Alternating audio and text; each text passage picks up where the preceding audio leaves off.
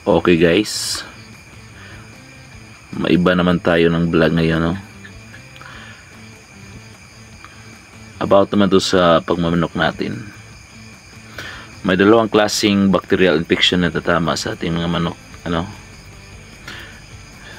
Yung sipon or CRD naman tinatawag nila, at saka yung digestive tract infection.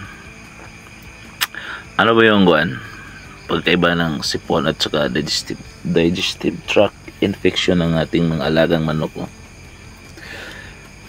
Yung sipon pang respiratory lang yun, no? Respiratory infection na yun. May iba din yung gamot di tulad ng digestive tract infection. May sa ipot may makikita, kagaya ng coccidiosis, yung mag-iipot siya ng pula, saka may dugo. Yung mag-iipot ng puti, ganon, mga foul cholera, kulay green yung ipot niya.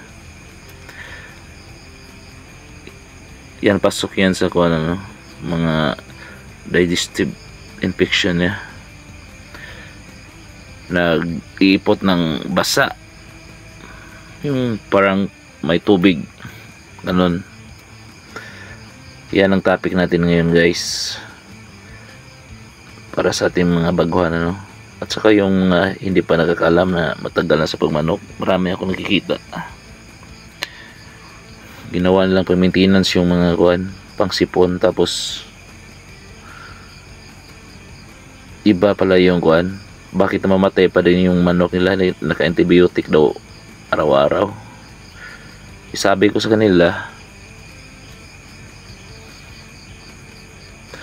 yung pinapainom mo pang sipon lang yun, tapos yung mo, yung sisyo mo, iba na yung sakit, ganon. Kaya ito mag-recommend ko sa inyo guys, no? Ito, amoxicillin powder, ito mabisa ito sa pagtanggal ng mga E. coli, yung kulay, ano yan, basa yung ipot niya.